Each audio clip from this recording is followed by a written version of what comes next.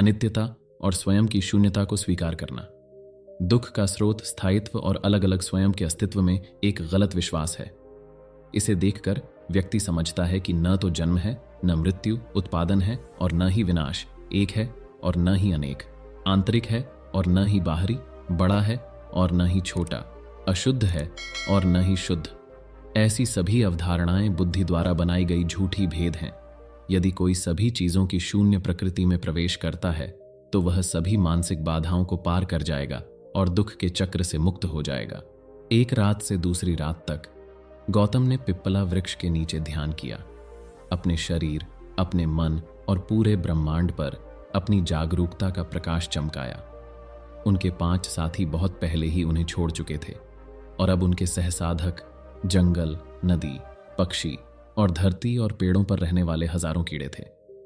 महान पिप्पल वृक्ष उनके अभ्यास में भाई था। शाम का तारा, जो हर रात ध्यान में बैठने पर दिखाई देता था, वह भी उनके अभ्यास में भाई था। वे देर रात तक ध्यान करते थे। गांव के बच्चे केवल दोपहर के समय ही उनसे मिलने आते थे। एक दिन सुजाता उनके लिए दूध और शहद के साथ पका हुआ चावल का दलिया लेकर आई और स्वस्थी उनके लिए कुश घास की एक ताजा मुट्ठी लेकर आए। स्वस्थी के भैंसों को घर ले जाने के बाद गौतम को एक गहरी भावना ने जकड़ लिया कि उन्हें उसी रात महान जागृति प्राप्त होगी। पिछली रात ही उन्होंने कई असामान्य सपने देखे थे। एक में उन्होंने खुद को अपनी तरफ लेटे हुए देखा। उनके घुटने हिमालय से टकरा रहे थे। उनका बायां हाथ पूर्वी समुद्र के तट को छू रहा था। उनका दायां हाथ पश्चिमी समुद्र के तट को छू रहा था और उनके दोनों पैर दक्षिणी समुद्र के तट पर टिके हुए थे। दूसरे सपने में उनकी नाभि से एक बड़ा कमल निकला जो गाड़ी के पहिए जितना बड़ा था और सबसे ऊंचे बादलों को छूने लगा। तीसरे सपने में सभी रंगों के पक्षी गिनती से परे सभी दिशाओं से उनकी ओर उड़ रहे थे। ये सपने इस बात की घोषणा कर रहे थे कि उनकी महान जागृति निकट है। उस शाम को गौतम ने नदी के किनारे टहलते हुए ध्यान किया। वह पानी में उतरे और स्नान किया। जब शाम ढल गई तो वे अपने परिचित पिप्पल वृक्ष के नीचे बैठ गए। पेड़ के नीचे नई फैली कुश घास को देखकर वे मुस्कुराए। इसी पेड़ के नीचे उन्होंने अपने ध्यान में पहले ही कई महत्वपूर्ण खोज की थी। अब वह क्षण आ रहा था जिसका उन्हें लंबे समय से इंतजार था। ज्ञान का द्वार खुलने वाला था। धीरे धीरे सिद्धार्थ कमल की मुद्रा में बैठ गए। उन्होंने दूर से शांत बहती नदी को देखा और हल्की हवाएं उसके किनारों पर घासों को सरसराती हुई चल रही थीं। रात का जंगल शांत था, फिर भी बहुत जीवंत था। उनके चारों ओर हजारों तरह के कीड़े चहचहा रहे थे। उसने अपनी चेतना को अपनी सांसों पर केंद्रित किया और हल्के से अपनी आंखें बंद कर लीं। शाम का तारा आकाश में दिखाई दिया। पिप्पला वृक्ष के नीचे साधु गौतम ने अपनी एकाग्रता की सभी दुर्जय शक्तियों को अपने शरीर को गहराई से देखने के लिए केंद्रित किया।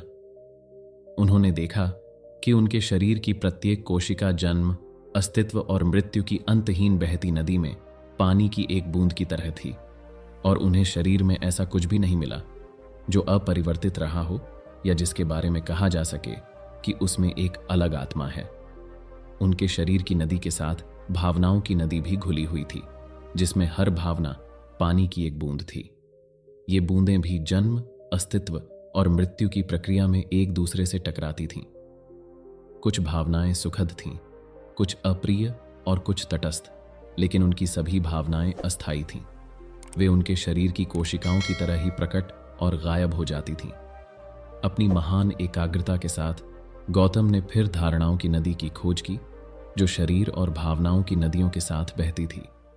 धारणाओं की नदी की बूंदें जन्म, अस्तित्व और मृत्यु की अपनी प्रक्रिया में आपस में घुल मिल जाती थीं और एक दूसरे को प्रभावित करती थीं। यदि किसी की धारणाएं सटीक थीं तो वास्तविकता खुद को आसानी से प्रकट करती है, लेकिन अगर किसी की धारणाएं गलत थीं तो वास्तविकता छिपी हुई थी। लोग अपनी गलत धारणाओं के कारण अंतहीन दुख में फंस गए थे।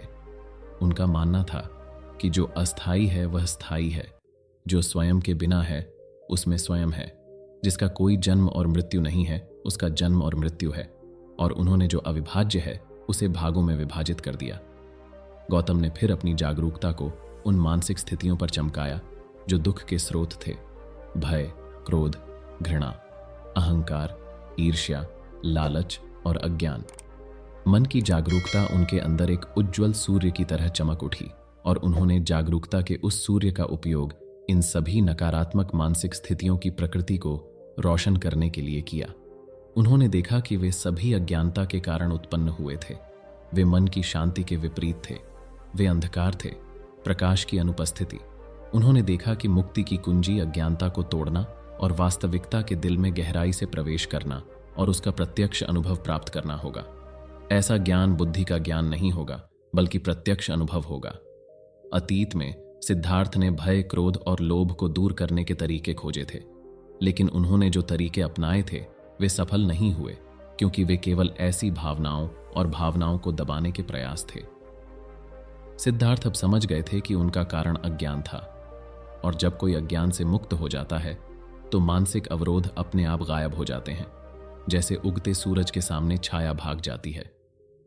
सिद्धार्थ की अंतर्दृष्टि उनकी गहरी एकाग्रता का फल थी। वह मुस्कुराए और नीले आकाश में अंकित पिप्पल के पत्ते को देखा, जिसकी पूंछ आगे पीछे उड़ रही थी, जैसे कि उसे बुला रही हो। पत्ते को गहराई से देखते हुए उन्होंने स्पष्ट रूप से सूर्य और सितारों की उपस्थिति देखी। सूर्य के बिना, प्रकाश और गर्मी के बिना पत्ता मौजूद नहीं हो सकता। यह ऐसा था क्योंकि वह ऐसा था। उन्होंने पत्ते में बादलों की उपस्थिति भी देखी। बादलों के बिना बारिश नहीं हो सकती थी और बारिश के बिना पत्ता नहीं हो सकता था। उन्होंने पृथ्वी, समय, स्थान और मन को देखा। सभी पत्ते में मौजूद थे। वास्तव में उसी क्षण पूरा ब्रह्मांड उस पत्ते में मौजूद था। पत्ते की वास्तविकता एक अद्भुत चमत्कार थी। हालांकि हम आमतौर पर सोचते हैं कि एक पत्ता वसंत ऋतु में पैदा होता है। गौतम देख सकते थे कि यह सूरज की रोशनी, बादलों, पेड़ और खुद में बहुत लंबे समय से मौजूद था। यह देखते हुए कि पत्ता कभी पैदा नहीं हुआ था, वह देख सकते थे कि वह भी कभी पैदा नहीं हुए थे। पत्ता और वह खुद दोनों ही बस प्रकट हुए थे। वे कभी पैदा नहीं हुए थे और कभी मरने में असमर्थ थे। इस अंतर्दृष्टि के साथ जन्म और मृत्यु, प्रकटन और लुप्त होने के विचार विलीन हो गए और पत्ते का असली चेहरा और उसका अपना असली चेहरा खुद को प्रकट कर दिया। वह देख सकते थे कि किसी एक घटना की उपस्थिति ने अन्य सभी घटनाओं के अस्तित्व को संभव बनाया। एक में सभी शामिल थे और सभी एक में समाहित थे। पत्ता और उसका शरीर एक थे। दोनों में से किसी के पास अलग स्थायी आत्मा नहीं थी। दोनों में से कोई भी ब्रह्मांड के बाकी हिस्सों से स्वतंत्र रूप से मौजूद नहीं हो सकता था। सभी घटनाओं की अन्योन्याश्रित प्रकृति को देखते हुए सिद्धार्थ ने सभी घटनाओं की खाली प्रकृति को देखा कि सभी चीजें एक अलग पृथक आत्मा से खाली हैं। उन्होंने महसूस किया कि मुक्ति की कुंजी अन्योन्याश्रितता और गैर आत्मा के इन दो सिद्धांतों में निहित है। बादल आकाश में तैर रहे थे। पारदर्शी पिप्पला पत्ते के लिए एक सफेद पृष्ठभूमि बना रहे थे। शायद उस शाम बादलों को एक ठंडी हवा का सामना करना पड़ेगा और बारिश में बदल जाएगा। बादल एक अभिव्यक्ति थे, बारिश दूसरी थी। बादल भी पैदा नहीं होते और न ही मरते। अगर बादलों को यह समझ में आ गया, गौतम ने सोचा, तो निश्चित रूप से वे खुशी से गाएंगे, क्योंकि वे पहाड़ों, जंगलों और चावल के खेतों पर बारिश के रूप में गिरेंगे। अपने शरीर, भावनाओं, धारणाओं, मानसिक संरचनाओं और चेतना की नदियों को रोशन करते हुए सिद्धार्थ अब समझ गए थे कि स्वयं की नश्वरता और शून्यता जीवन के लिए आवश्यक शर्तें हैं। स्वयं की नश्वरता और शून्यता के बिना कुछ भी विकसित या विकसित नहीं हो सकता। अगर चावल के दाने में नश्वरता और शून्यता नहीं होती, अनित्यता और स्वयं की शून्यता के कारण यह चावल के पौधे के रूप में विकसित नहीं हो सकता। यदि बादल स्वयं से रहित और अनित्य न होते तो वे वर्षा में परिवर्तित नहीं हो सकते। अनित्य, अनात्म प्रकृति के बिना एक बच्चा कभी वयस्क नहीं बन सकता। इस प्रकार उन्होंने सोचा, जीवन को स्वीकार करने का अर्थ है